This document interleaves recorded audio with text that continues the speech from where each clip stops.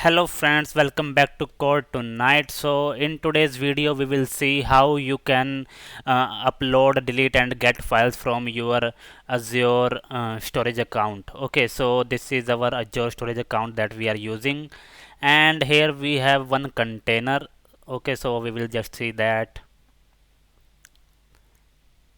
So this is the container name that we will use file upload. You can create your new container name also from here. Okay, so this is the container name and we will click on that to see the files that it have.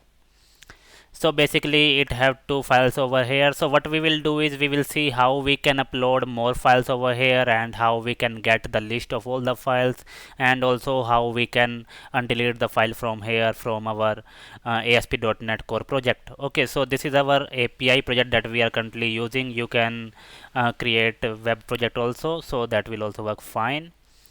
So the first thing that you will need to do is you have to go to your project and manage Nugget packages. So these are the two Nugget packages that you will need: Azure.Storage.Blobs and the second package is this one. So you will need to install these two packages in your project. Now once you do this, then you can create one new class file, Azure storage, and also there is one more file that we will create is Azure storage, which is the interface. So we will just go to definition and that will show us what it have. So we have four methods over here, and one is for upload, download and delete file, and the other is for listing the file. Okay, so these are the four methods that we have over here. So in the other file we have just implemented those four methods over here. So the most important part is these two things. So basically whenever you want to connect to the Azure storage account, you will need two things. One is the connection string and the other is the container name.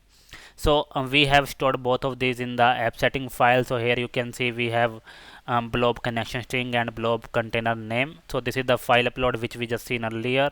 Now from where you will get the connection string that we can see. Okay, so you can go to your storage account. So this is the storage account that we have. Okay, and here you will be able to see the access keys option over here that you have to click, and here you will be able to see the connection string. You can click on show and copy the connection string from here, and then you can paste it directly over here in the project. Okay, so once you have done that part, now we can go back to our geostorage file.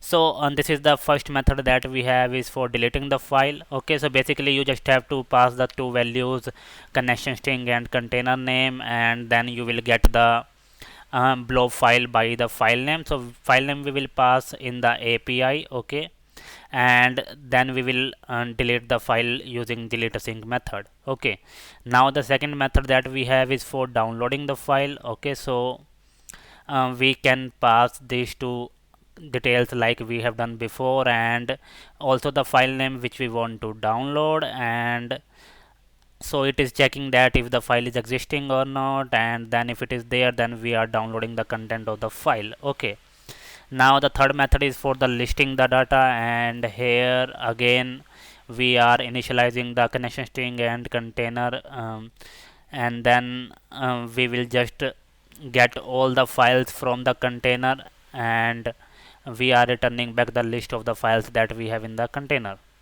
And the last method is for uploading the file. So here we are getting the file from the API which we have to upload, and so here it is uploading the file and returning back the data and the URL which it has got from Azure as the response. So now we will just see all of them in the action. Okay, so we will just add breakpoints.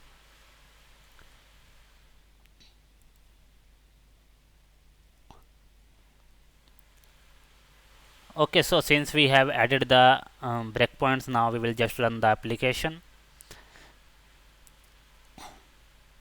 So in the controller we have used the interface file, and we are referencing those methods over here. So you can see the list method, upload method and download method over here.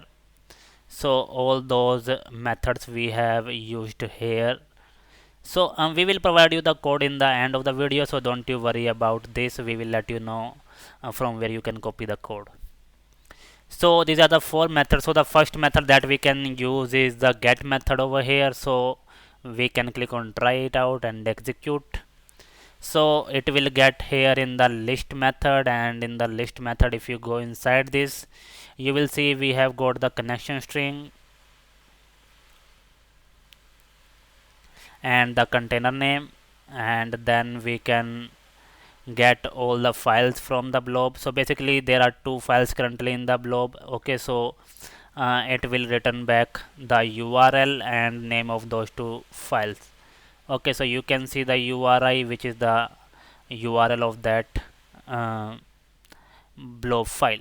So we will continue, and in the response you will be able to see that we have got the complete URL of the files and other details. Okay, so this is the first method that we have used, is the list file method, and the other one we will use is uploading the file. So here we will select some file to upload. Basically currently we have two files over there, and we will upload the third file. So we can use this demo1.png for uploading, and when you click on execute, it will go to the upload method that we have created. So here we are getting the file. Okay,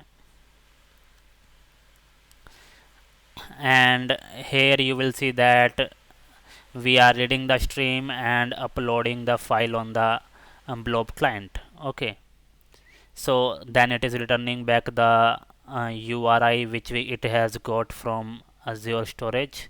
So you can see the URI over here. So it is saying file is uploaded successfully, and this is the URL that you have got as the response. Now if you go to the container again and refresh, then we must see that file. Okay, so in the file upload container we will go, and so this is the file that we have just uploaded, demo1.png. Okay, so now we will see the third method.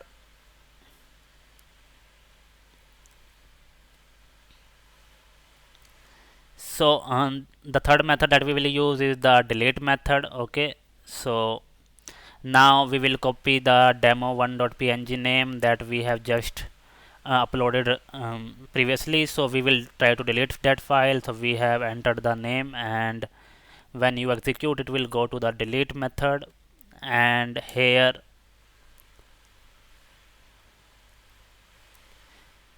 so here again it will use the connection string, and it will delete the file using the file name. Okay, so once it deletes the file successfully, then you can go to your container. So now here if we will refresh the container, then you will see that the demo1.png is gone from here. So this is how you can remove the file. Okay, so now the last thing that we have to see is downloading the file. Okay, so we can get any file information by sending the file name. Okay, so we have created this API also. We will execute. So here we have this download sync method, and so here it is finding the file by the file name, and if the file exists, if it will read the file and download the contents. Okay, so you can see that response body download file. We can click on this, and you can see the image that we have just uploaded. Okay,